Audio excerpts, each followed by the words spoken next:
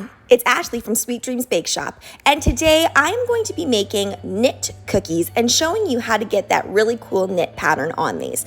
Now, it is a little bit more of an advanced tutorial, but once I kind of show you how easy it is to get this done, you will start piping like an advanced piper.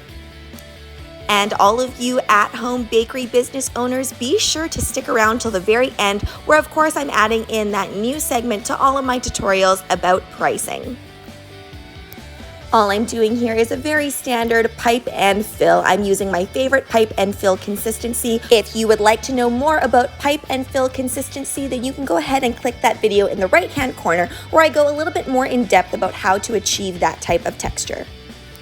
I am using a cookie scribe to make sure that everything on that cookie is completely covered, but you can honestly use whatever you want. You can even use a toothpick. That's what I always used in the beginning, but I wanted to stop wasting so many sticks, so I did end up changing to a cookie scribe, but honestly, anything will work.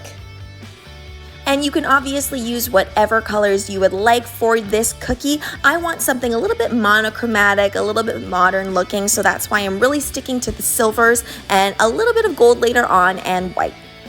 I'm using silver mini pearls to kind of decorate that top part of the cookie. If you do want to use sprinkles like me, make sure that you apply it to the cookie before it fully dries. As soon as you get that opaque layer, yeah, your sprinkles are not going to stick.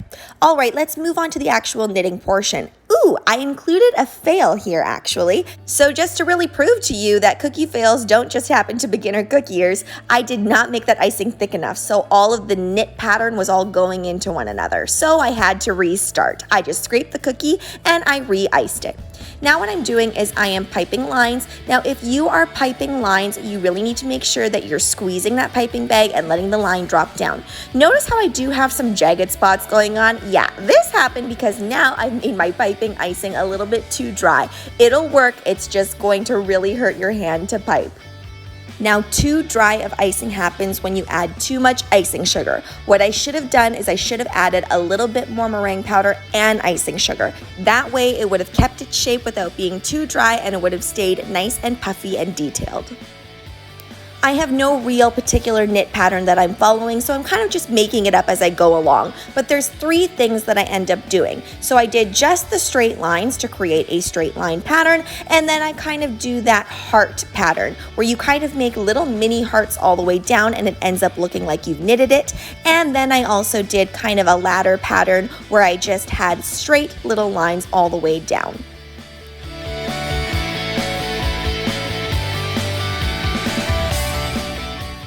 This is very reminiscent of my macrame wall hanging tutorial that I did. Of course, I didn't actually make a macrame wall hanging. They were cookies, but it kind of uses the same techniques. You just apply them in different ways.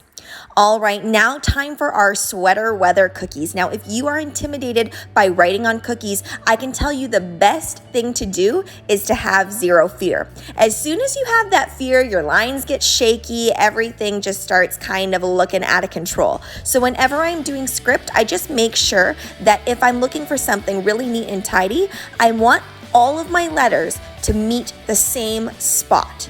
So I don't want some letters to dip lower and some to go higher because I find for myself it starts to look really messy that way and sometimes illegible.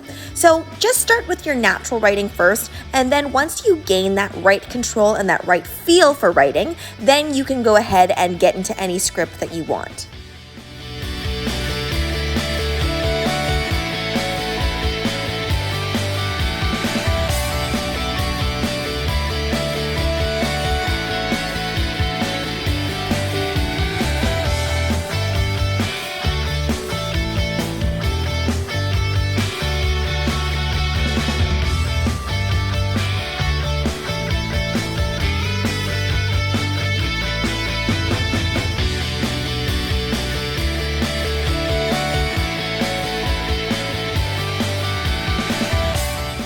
We all know I love a little bit of glamour, and we all know that I also use this gold in like 80% of my videos. So I'm just going in and painting this gold. Whenever you are painting with luster dust, make sure you mix it with a little bit of vodka or whatever other clear extract that you can find and would prefer to use. Be careful, some extracts can change the quality of the luster dust. So you just have to kind of research to see what you want to use. Also, another tip, never ever try to paint your icing when it's still wet. It needs to be fully set. And if you're wondering how I had my icing set so quickly, I would say within about 15 minutes, then go ahead and check out that tutorial in the right-hand corner.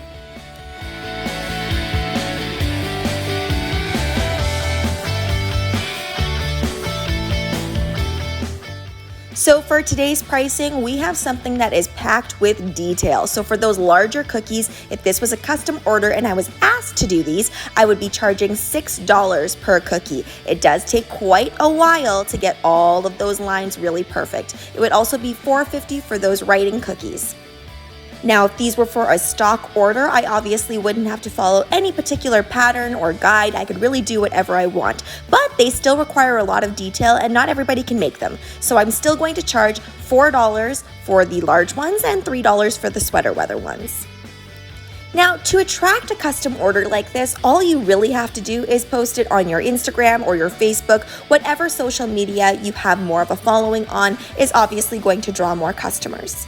I found for the most part that most of my custom orders came from past pictures that I already posted, or people would just bring in new ideas. So if you want to promote this, make sure that it's on your social media. The other way to sell it, of course, is stock ordering, and we've talked about this before and how I feel about stock orders. They're harder because obviously you have to jump on the trends.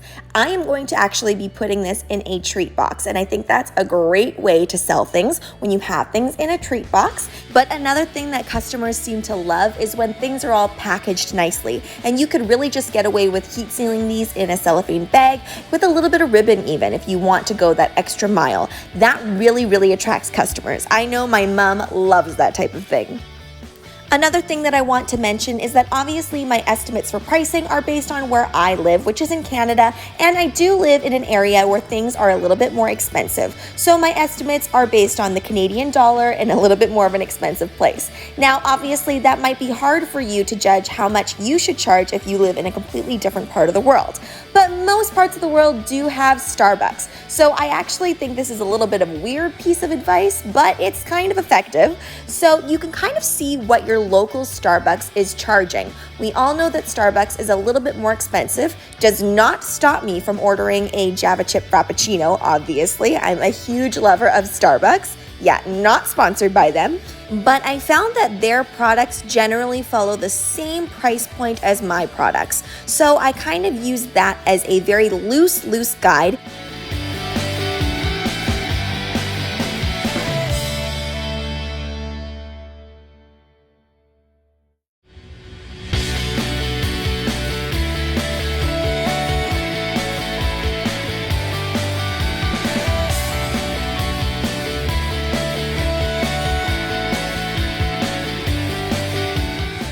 Thanks so much for watching, guys. Don't forget to like, share, and subscribe so you can be part of this Sweetie fam. Right now, I'm uploading daily, so make sure you hit that notification bell so you know when I upload. Also, be sure to comment, request, or ask a question. I love hearing from you guys.